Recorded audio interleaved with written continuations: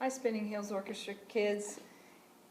I have a solution for you if you don't have your instrument. There are lots of you, I know, because some of you were borrowing from the school. There are still ways you can practice and get better at your craft, which is being a musician. And I'm going to show you right now.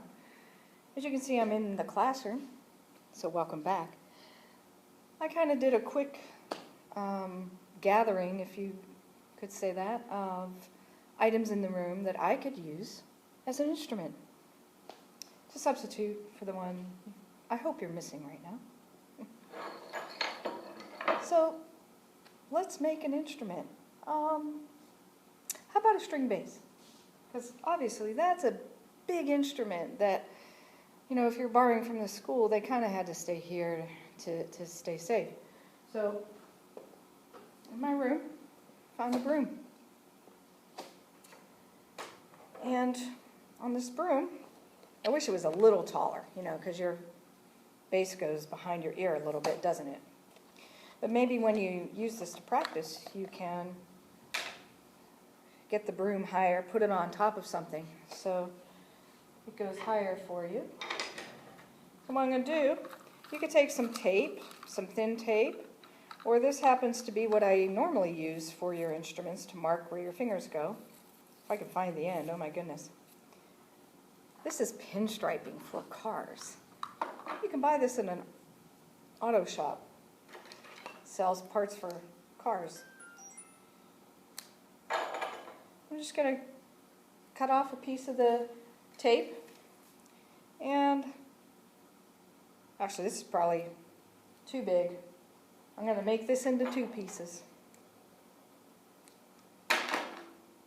And let's put it on the broom.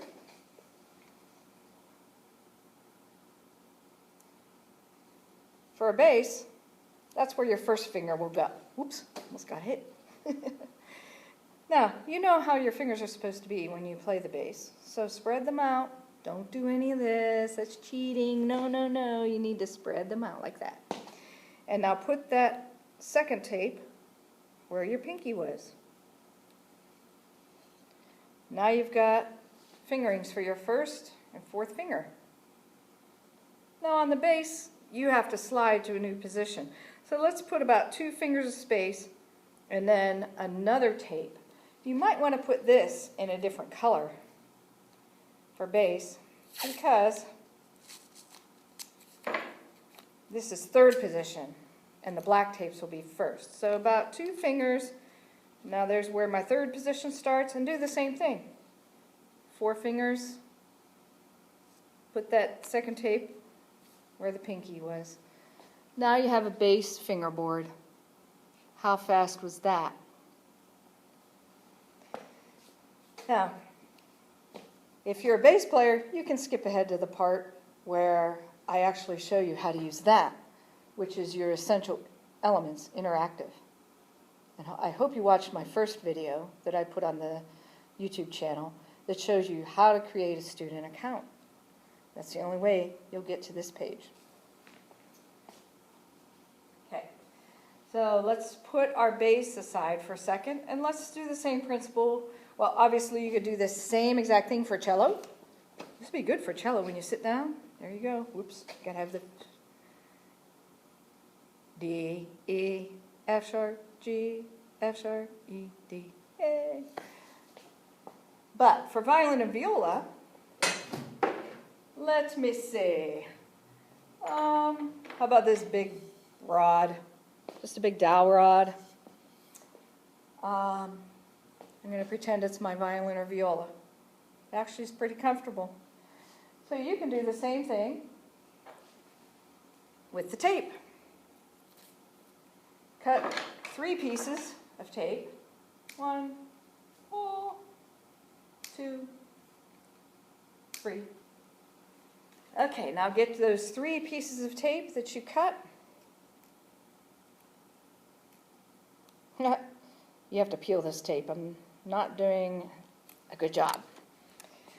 So kind of get in this type of position with whatever rod or stick you chose or item you chose to be your violin or viola, and make it comfortable, right? See that V You don't want to stretch like that. You don't want to squish like this.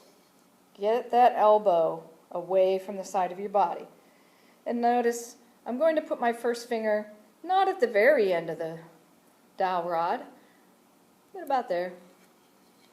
Okay, wherever. It doesn't matter as much where you put your first tape. It matters how you put the next two. Now on violin and viola, remember, you have a little bit of a gap between your first and second finger. So we're going to make sure there's a gap like that. Don't squish together about that far. Now let's put a second tape there. There we go. We have our first and second finger tape. Now for our third finger, where is it? Ta-da! Our third finger is a buddy to the second. So first, second, third, about that far, you know.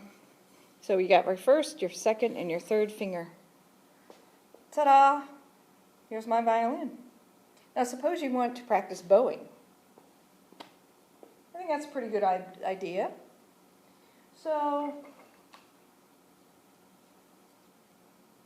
maybe we can make a bow.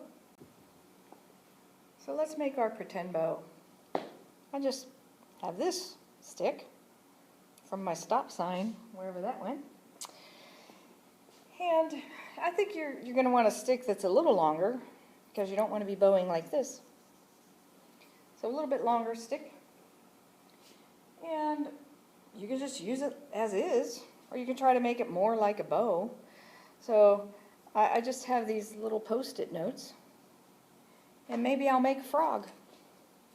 Take my tape, and doesn't have to be pretty. Just tape all around. Ta-da!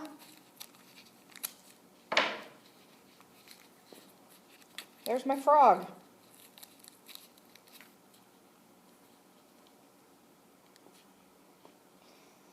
Okay, so now if you're a cello or a bass, when you hold your bow, you know these two fingers are kind of right on top of the frog. Like that. Curved fingers, don't go too far. Don't grab it like that. Don't go like this. Tippy fingers. No tippy fingers, okay? Like this. There we go. There's your bow. Well, this could be a violin and viola bow as well. The difference with you guys, put your thumb about where that frog starts. Remember, angle the knuckle out. You do the same thing as the cello and bass, except you let your hand lay down a little bit more, and then you make sure your pinky's on top. There we go. So let's get our pretend violin and our bow, and we're ready to go. I have one more thing we can add to our instrument to make bowing easier. In my little cabinet of things to clean and fix instruments, I found this brush. So how about we make that Chrysler's Highway, where you do the bowing on your instrument.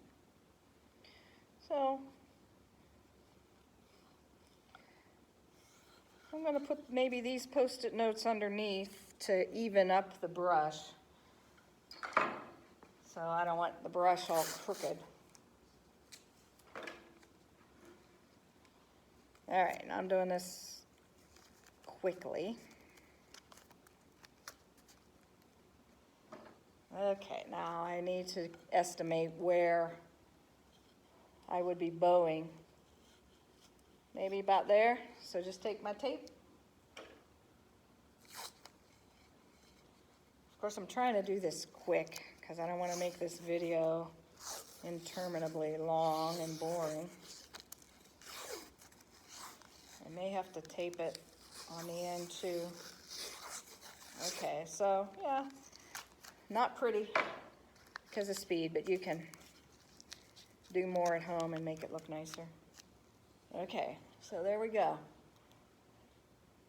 Now I take my bow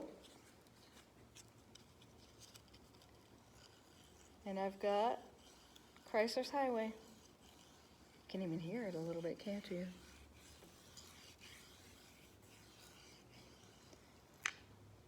Now that I have it here, I probably would want to move it that way a little bit. It's just a little bit too close to me, but I can still practice that way. And there you are. Your pretend instrument and bow. Or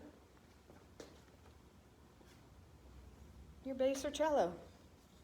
Bass, cello, sit down. And remember, cello, you don't need the blue tapes. So, I would love to see pictures or videos of the instruments you make. Send them to me, terry.rivetti@madriverschools.org. Terry with an I.